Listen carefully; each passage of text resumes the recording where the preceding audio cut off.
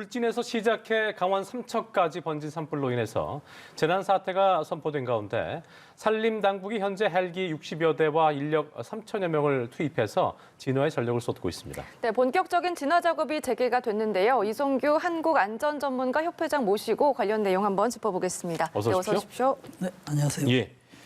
자, 날이 밝으면서 울진과 함척 지역에는 모두 57대의 헬기가 동원이 됐습니다. 울진에는 소방 차량 140여 대, 그리고 삼척에는 60여 대가 배치가 됐고요. 1000여 명이 넘는 진화 인력이 나섰는데 일단 현재까지 산불 진화 작업 상황부터 좀 짚어주시죠. 네. 어제는 밤이었기 때문에 아시다시피 진화를 하지 못했거든요. 예. 그래서 날이 밝아서 앵커께서 말씀하신 대로 지금 헬기 진화가 지금 진행이 되고 있습니다. 네. 여러분이 아시다시피 헬기로 진화하면은 집중물을 살수하는 이런 작업이고요. 예. 또 하나 추가적으로 한다면 우리가 드론을 활용해서 어떤 불의 방향의 어떤 범위라든지 방향을 확인한 다음에 이걸 소화을 해서 진화에 활용을 하게 됩니다. 특히 또 하나 이제 소방 인력들이 대거 투입하고 있는데요. 예. 이렇게 바람이 세게 부는 경우에는 어떤 주불을 사람 인력으로 소방 인력으로는 진화하기가 굉장히 어렵습니다. 네. 그래서 진화 인력들은 확산 저지선을 수립한 다음에 확인한 다음에 더 이상의 확산을 되지 않도록 하는 이런 작업에 투입될 거고요. 예. 또 확산 같은 경우는 어떤 산골 이런 것들을 이용해서 지형지물을 이용해서 이런 확산 저지 작업들을 주로 할 것으로 보고 있습니다.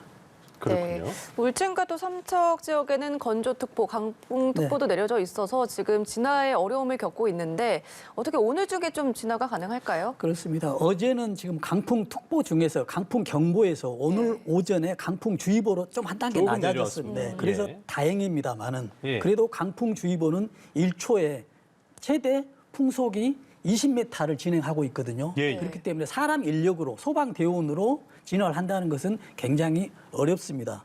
그래서 어떤 다른 장비들, 헬기나 이런 것들로 인해서 어떤 촘촘한 어떤 진화 작업이 세심하게 이루어져야 된다라고 하고 있고요. 예. 정부에서는 지금 오늘 안에 지금 주부를 정리하겠다고 하는데 가장 중요한 것은 지금 이 시간부터 지금 오후까지 예. 날씨가 어떻게 될 것이냐라는 네. 것이 가장 중요한 관건으로 되고 있겠습니다. 그렇겠네요. 자, 그리고 가장 이제 그 우려가 되는 부분이고 지금도 잘 지켜내고 있는데 산림과 소방당국이 산불 진화도 진화지만 이 원전, LNG 기지, 송전선로 주변에도 장비와 인력을 집중적으로 배치해서 주요 시설을 밤새 살수하면서 지켜냈습니다. 네.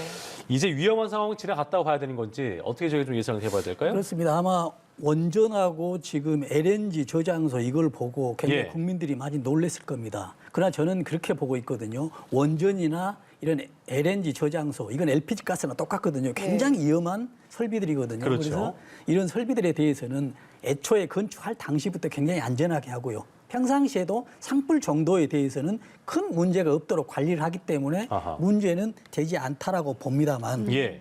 그래도 이 산불은 예기치 못한 일이 발생할 수 있기 때문에 굉장히 위험하다고 보고요. 또 다행히 오늘 강풍의 정도가 낮아졌기 때문에 예. 좀 더 유리하고 원전이나 LNG 저장소에서는 안심할 수 있다라는 그런 생각을 조금 해보고 있습니다. 예. 산림청장도 오늘 일몰까지 산불 진화가 목표다 이렇게 말을 한 바가 있는데 예. 이게 또 주불이 진화가 된 후에도 강풍이나 뭐 잔불 때문에 재발하는 경우가 있잖아요. 이런 그렇습니다. 경우를 대비해서 좀 조치가 필요하지 않을까요? 그렇습니다. 산불에서는 가장 중요한 게 재발화거든요. 예. 지금 며칠 전에 지금 산불 난 것도 22번의 재발화가 있었다거든요. 예.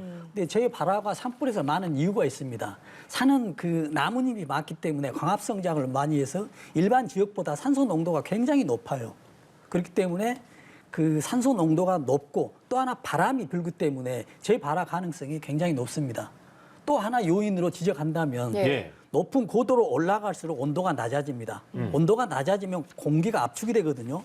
공기가 숙축됨으로 인해서 산소 농도가 밀집되기 때문에 또한 산소 농도가 높습니다. 그래서 여러 가지 조건으로 산에는 재발할 수 있는 조건이 많이 되거든요. 예. 게다가 낙엽이 또 쌓여 있습니다. 낙엽이 쌓여 있으면 넓은 낙엽들이 쌓여 있으면서 가장 밑에 있는 속불들에 의해서는 물론 예. 살수를 하더라도 다시 바람에 의해서 재발할 수 있는 조건이 충분히 되기 때문에 이런 안전 조치들이 꼭 필요하다고 생각하고 있습니다. 예. 네.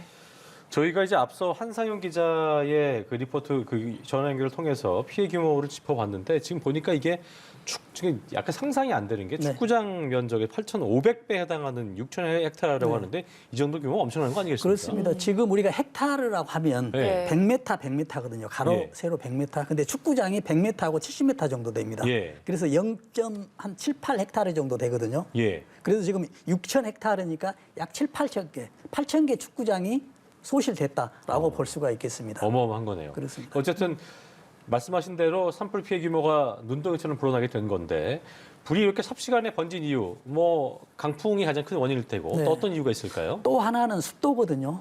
습도요? 습도. 네. 근데 올 겨울에 습도가 굉장히 낮았어요. 건조하다. 예, 건조했는데 근데 이제 산불 났을 때는 이런 용어를 사용하거든요. 실효 습도라는 것을 이용합니다. 치료 습도. 네. 예. 근데 오늘 하루의 습도만 얘기하는 게 아니고 일주일 전, 한 달 전에 전체적인 습도를 계산합니다. 오늘의 습도가 10%였는데 작년에 습도 10%였다. 동일한 조건이 아니거든요. 그 전에 일주일 전, 한 달 전 눈이 얼마나 왔고 습기가 얼마나 있었냐. 이런 요인들이 실효 습도에 영향을 주기 때문에 그렇군요. 그래서 이번에 올 겨울은 실효 습도가 굉장히 낮습니다. 그렇기 때문에 불이 날 수 있는 요건이 굉장히 높고요. 게다가 강풍까지 불었기 때문에 큰 확산, 대형 산불로 진화되고 있다. 그러니까 뭐 말씀드리겠습니다. 보니까 외국 같은 캘리포니아 같은 경우에는 자연 발화도 그 건조함 때문에 그렇습니다. 자연 발화도 생긴다고 할 정도인데 네. 그렇습니다. 그것만큼 지금 굉장히 건조했다, 메말라 있었다라고 좀 볼 수 있는 거겠죠. 그렇게도 볼 수 있겠습니다. 자연 건조, 나무와 나무가 마찰에 의해서 그러니까요. 불이 발생하는 경우도 있거든요. 예. 이런 경우가 굉장히 실효 습도가 낮은 아까 그렇군요. 말씀하신 대로 외국 이런 경우도 있긴 있습니다. 그렇군요. 네. 예. 그러니까 울진이나 삼척뿐만 아니라 어제 밤에는 강원도 강릉의 야산에서도 지금 불이 났고요. 예. 또 새벽에는 강릉 옥계변에서도 주택에서 시작된 불이 산으로 번지기까지 했는데 네, 지금 어떻게 되고 있는 거예요? 지금 보니까는 서울에서도 지금 불이 났고요. 뭐 네. 부산에서도 났고요. 그래서 다행인 것은 지금 잔불 어느 정도 주불은 지금 진화된 걸로 지금 나오고 있거든요. 네. 예. 그 데이터를 이제 보도된 걸로 보면 어제 하루 동안 8건의 전국에서 지금 불이 완전 났어요. 동시다발적으로 엄청 네.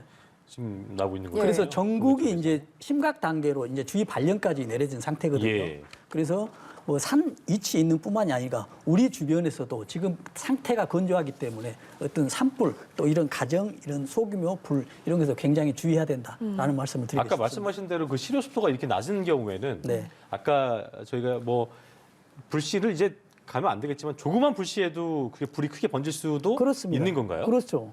실효 습도가 굉장히 낮고 또 산에는 산소 농도가 높고 또 바람까지 있기 때문에 아주 쌓여 있는 밑에 있는 어떤 속불에 의해서도 예. 다시 재발해서 이렇게 큰 불이 날 수 있다고 생각합니다.